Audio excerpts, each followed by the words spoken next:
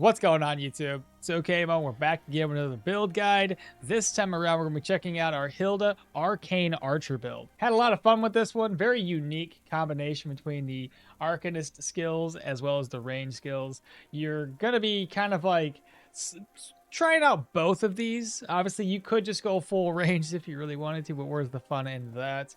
I like to mix it up between the two of these. I will say a couple things. This build starts to really pick up once you have access to mana crystal, as you can swap with your mana crystal to kind of keep your range far away from any enemies that you happen to see. And there are going to be some changes that I'm going to recommend for this particular build and how the load out actually plays when you start to play it yourself. So yeah, keep an eye on that. There's going to be some changes, and I'll explain those changes as we go. Now, to kickstart this build, let's go ahead and cover characters. I specifically chose Hilda for two reasons. One, she is a dwarf, meaning she gets to take advantage of the Ancestor's Gaze buff. It gives us weapon damage and magical power, two things that we're going to benefit from, considering we are not only going to have weapon damage, but we're also going to have a lot of magical spells. So that helps out on both fronts. The other part of this and why I chose her is the Bone Charm. Now, the Bone Charm, a couple things I found with this particular build is how much energy everything costs. So we want to try to reduce energy costs as much as possible, or recover it as much as possible. My original thoughts and some of the ones I think would be good for the Bone Charm would be ability energy cost reduction, cooldown reduction, fatigue resistance, and energy drain. Those are the ones that I would highly recommend getting. In this case, I have fatigue, I have cooldowns, and I have energy drain. It might be just as effective to decrease ability energy cost here over the fatigue resistance, because there are other things that can help you with your fatigue resistance. And I think, yeah, we have about 10% fatigue resistance here in our vigor. We have 7% there. If I go down just to kind of highlight what this is and what it looks like for fatigue, I got 76% fatigue resistance. I could probably get rid of the fatigue resistance here and instead get ability energy cost reduction, which I do believe you're going to want to hunt boar for that. Sorry, I think that's wolves. Ability energy cost reduction is wolves. Cooldowns, I believe, are boar, and energy drain should be the spiders. So crawler's eyes for those. Having said that, feel free to pick any character you want. Just keep in mind that you won't have some of the additional bonuses that Hilda gets. And one last thing I want to say about Hilda before we move on to stats is Hilda, underneath the survival skill tree, automatically starts off with resourcefulness. So that's one less ability point that you're going to have access to if you plan on doing any amount of hunting. I did, as this gives us fatigue resistance, and this one here gives us negative fumble chance as well as crit to our vigor. Two good things to have on a ranged damage dealer in general. Looking at our stats, it's very basic on how I did this. We need to get our range up as high as possible, as quickly as possible. So all I did was go up to 20. I think 20 is a really good place to sit. And then we bumped into willpower. The ultimate goal that by level 30, I would like to have 25 perception and 25 willpower. And as you can tell, we're going to go and max out our willpower to 25 before going back into perception for 25. But having said that, I did in fact find a Hermit's Wreath, which gives us +1 bonus range, which means that I could probably just stick with perception at 20 and boost my willpower all the way up to 30. And this will do two things for us. It obviously is going to increase our magical power, which ultimately helps both Phantasm, Mana Crystal, anything that's a spell. It's going to help increase the damage that does. The other thing that this one will do is anything that's an energy draining skill, for example, under warfare, opportune moment, if we do crit or counter, it'll be 17% maximum energy drained from the enemy. Now you mix that in together with a Arcanist Mantle, which also gives you 9% energy drain, a Bone Charm to give you 7%, and if you didn't have access to this wreath and you instead had access to, give me a second here, the Arcanist Cowl, you'd be able to gain another 9% energy drain. So energy ultimately shouldn't be a problem. So just keep that in mind as there's different things that you can take advantage of here. Now, just to showcase what these stats do for us at 20 perception and show you what the range looks like, this is the range for our wormhole with no buffs. This is the range for our dimensional shift, no buffs. This is the range for our mana crystal. It's not very far. And again, it's only going to be a 4-tile range with this one here, unless you had more perception. Not the end of the world. I mean, you could still swap around with this and make some of this stuff work in just different ways, but just keep that in mind. We're talking the maximum range here for our bow. Without that +1 from the wreath, we are 2 points shy. So it looks like our maximum range here is, yeah, I believe that's, sorry, it's 3 points shy of maximum distance with a bow that only offers us at 9 range. Now, if you pop into taking aim, that puts you up to 2 points shy of full maximum range. If you have that wreath on or any other equipment that does give you that bonus range, and now you take aim, you have full benefits of the entire vision, all 14 tiles you can make happen. You can also pair that together with Seal of Power. If you look now, Seal of Power, oops, take this off. Seal of Power will give you another bonus range as well. You pair that together with taking aim, and you're back to full. So you can make these things work, just different ways of going about it.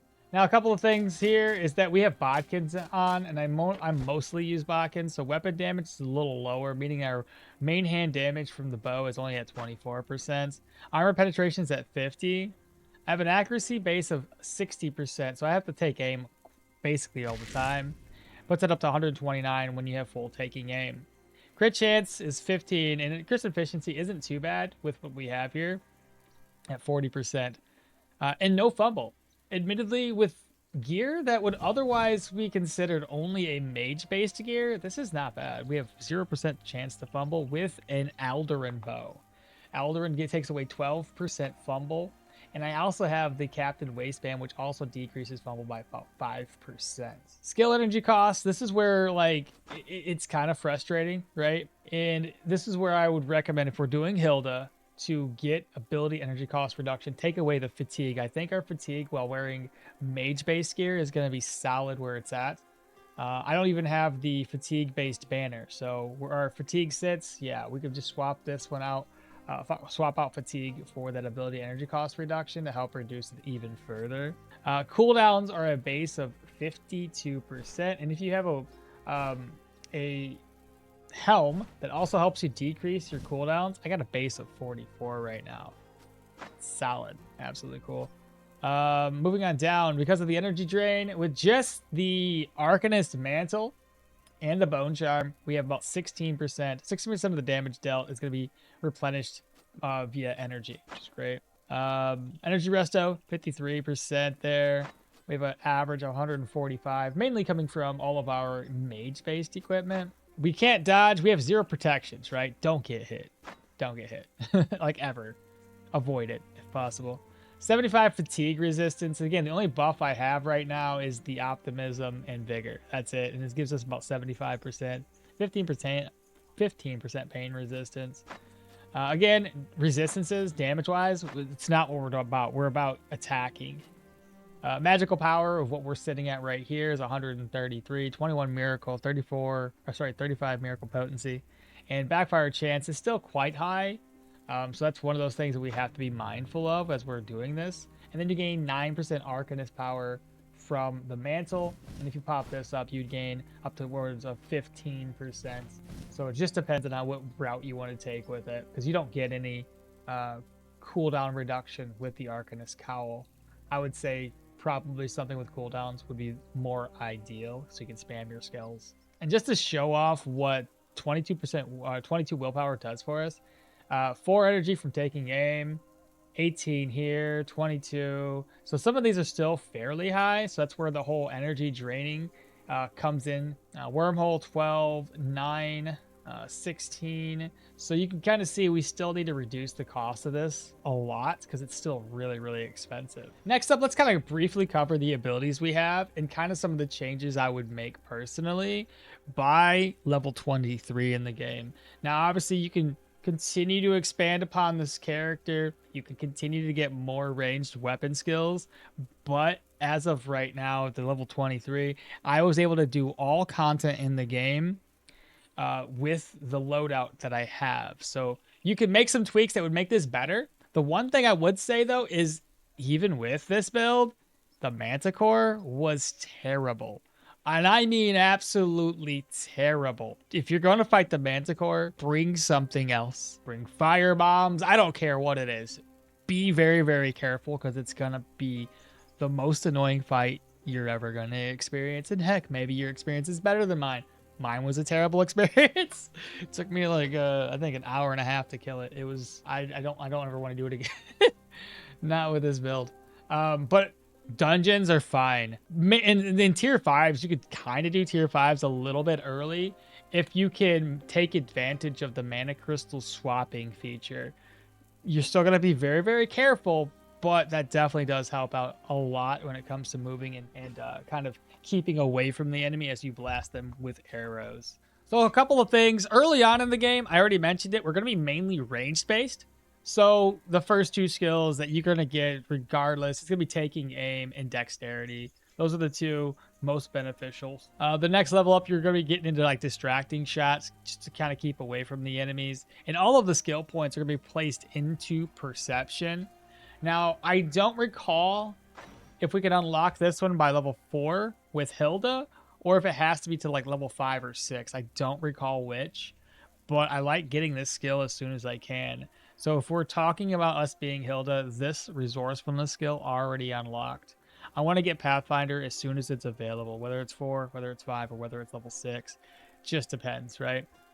Moving back into the range weapon skill trees. Admittedly, I don't want to go this route here. I'm going to switch this out a little bit, and we're going to come down this way to get a Hunter's Mark. That's going to increase our crit chance, which ultimately increases the amount of damage we're going to be dealing to enemies. That, I find, is probably going to be way better than trying to do long shots and precision and headshot. We'll cover that a little bit more, but just keep in mind this is what I have right now, and where I'm going to switch up is these 3 into those 2, right? Nothing in shields, nothing in stabs. The next skills that we're going to get, I'm going to show this one here. I didn't have it. I didn't buy it.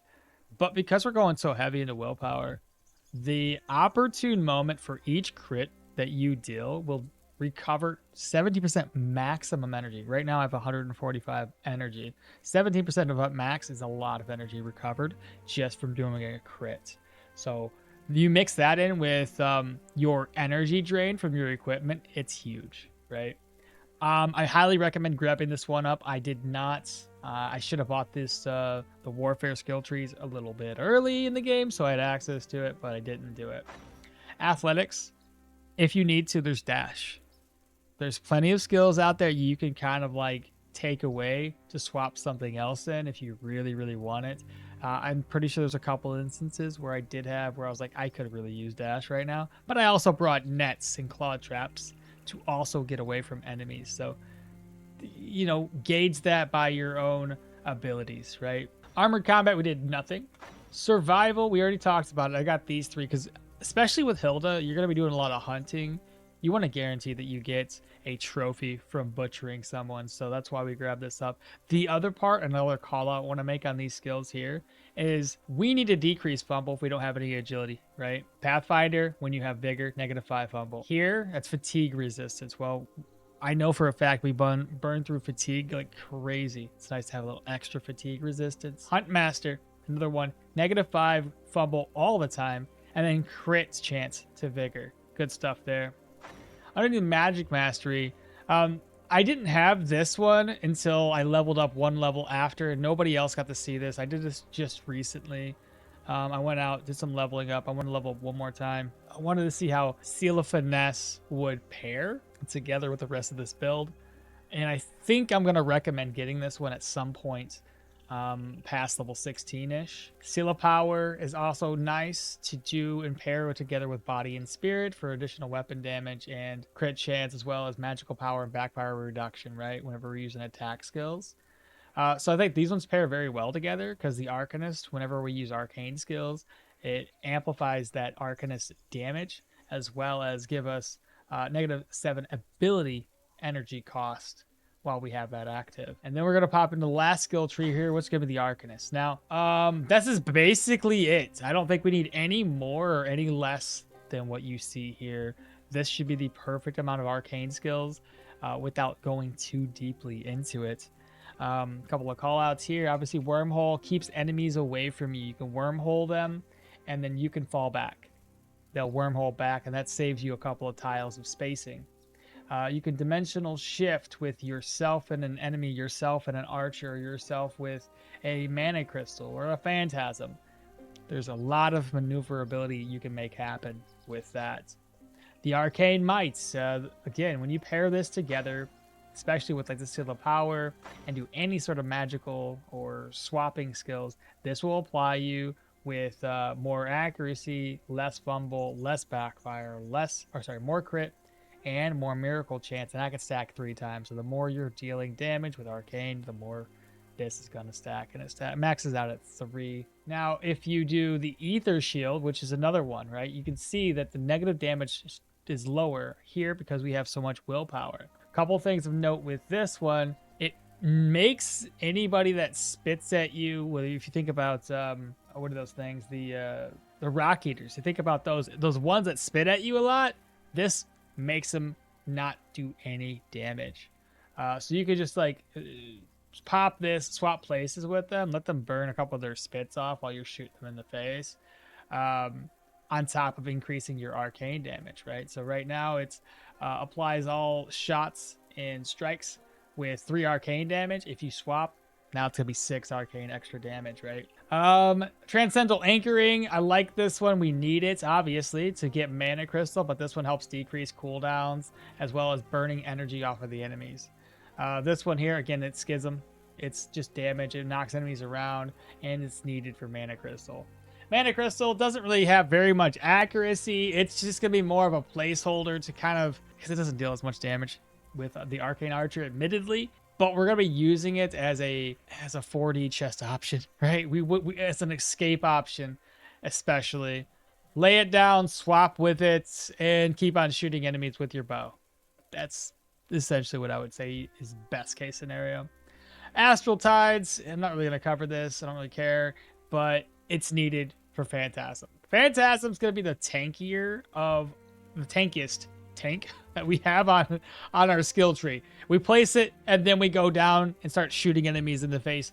This will keep them busy for a while, especially if you get later in the game with more points in the willpower. It's going to be even more tanky with points like that. That's basically the overall, right? I'll cover per level up and what I think you guys would be more beneficial grabbing up, and some of the changes that we're going to make with that. I'll show you on the Stoneshard calculator on the interwebs there. Covering the gear, I've had a couple of options here, and let's actually pop over here. I want to talk about this for a second. So for the most part, I kind of had some luck with this build. The only thing I didn't have luck with, and I would recommend highly grabbing up, if you get the bow, the unique bow that has arcane damage, use that. Bar none, use that one. It will 100% be the best to get because of the Arcane Might. You don't even have to pop any of these other skills and still be doing arcane damage and make Arcane Might stack up. Grab it. I didn't get that lucky. What I did get lucky with, however, was a Royal Ranger Gambit. That's not a bad fit, though it's not exactly what I want either, right? We got the Wreath. The Wreath gave us additional bonus range. Now, this one more or less worked out better because we wanted cooldown reduction, and then having extra bonus range is nice as well. So I like that one. This one I started to like, I tested it out a bit, and I still preferred, I think, the Arcanist Mantle, right? Because defensively, that 8 dodge isn't going to do anything for us. It's not enough, right? We're not going to be, ideally, we're not going to be attacking enemies in melee range. So I prefer the Arcanist Mantle and actually able to get that extra energy drain. Now, I did happen to use the Blade Master gloves here for a while. And I had it set up just like this to have a little bit of a mixture between melee-based rings and necklaces and mage-based rings and necklaces and equipment just in general, right? You can kind of see how it's a split I got more or less 3 and 3 outside of this Hermit Ring. It's just there. Ideally now I'm thinking that wasn't maybe the best options. I like this. This right here seems appropriate to me. And it doesn't really affect this. I could probably even remove this one and put a different type of necklace on there that would be more for a mage to help us decrease those cooldowns even more and decrease the energy cost a little bit more. But this one worked out fine enough. And we already talked about what all the mage gear here does for us. We don't have any chance to fumble, so you don't have to worry about that with this particular loadout. But that's the equipment as a whole. So again, we have the Eldarin Bow. This one was just enchanted with some extra frost damage. The Arcanist Mantle, I'd say put that there. Court Mage Gloves, I like this one. It's 8% cooldown reduction. The Ruby one, again, cooldown reduction here. We found a Hermit's Ring, so that one's not terrible at all. Extra cooldown reduction. Here we have cooldown duration reduction, so it's the same idea. I'm just trying to reduce those cooldowns. The Mage Boots are great. Extra fatigue resistance. A little bit of backfire reduction. Energy resto. The waistband, you could swap this out for a mage-based one, but I think it's a decent enough fit. Yeah, it's 15% crit efficiency, so when your bows do crit, it's a pretty big one. And then we obviously had this. I would say if you don't have it, take the Arcanist Cowl. A little extra energy drain, why not? And that energy drain looks like this. 25% with these 2 skills and a bone chime. Outside of that, I used whatever I could find for my offhands. Use whatever you want. We're going to stay out of melee like 90% of the game. So it doesn't matter what you use in your offhand. I even have a ceremonial dagger if I wanted to put that here instead. But realistically, I didn't need to. It would just be for the drip at that point. Now, before we cover the per level basis, let's at least talk about this for a second. So let's put this on and let's just pretend for a second that we are attacking somebody. Actually, how about this? I'll save an exit. We'll attack Varen and all of his party. So I've been thinking about how to do this for a while now. And if we start off with Seal of Finesse, we're already sitting in place. We do Seal of Power. And now we can start moving around and doing other skills. So we have Seal of Power, which we already know if we do an attack, it's going to do damage. It's going to do arcane damage. It's going to boost us, right? So we have 19% crit chance with that. We have the suppression skill. I could pop that one too. Admittedly, I don't use it much, and that's just my own fault. But that's also going to reduce cooldowns. And our cooldown reduction right now is 38. The maximum is as low as 25%. Let's go ahead and just do it. So we have 34. Take aim, and let's just... All right, this is going to be so bad. So we shot her in the face. We're down to 25% cooldowns because now we have maximum stacks of Seal of Finesse. And this is kind of where I think it'd be the best. Because then what we can do, place a crystal really far away. Swap places with you in the crystal. And that should count as us still standing still. And yeah, now we just do this kind of stuff. I got 8 turns of the Seal of Finesse. We're outside of everybody's range. I'll have to pop this up again, looks like. And wait all over again. 25% cooldowns, though. Isn't that insane? And then it goes back up, but... yeah. Put another skill down, because why not? We're Arcane Archers, you know? Hey, Varen. So 30, 32. Go ahead and swap places between these two. Let's do that. Yeah, that was a good crit. So 6 and 1. Nice crit. She's dead. And now this is also back to being usable. So I put this down. Watch this. Like I said, you don't have to focus on only doing ranged.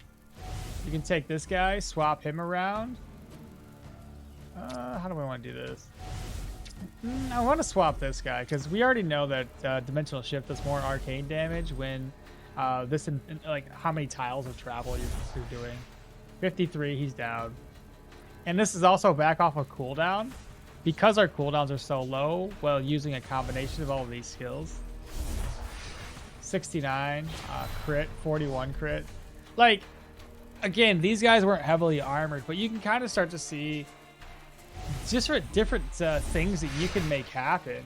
And I do think that having this seal of finesse and then being able to swap skills constantly just to keep your interesting.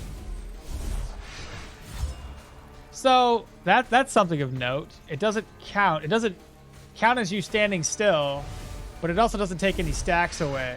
You see that? That was one of the things I wanted to test out, so it's good to see that. And another funny thing is, all the dead bodies count as a heroism.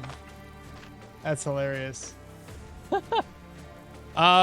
But yeah, that's essentially it. And if somebody was an archer, you can just pop this, and again swap places around with like your crystal to increase the stacks of your ether shield.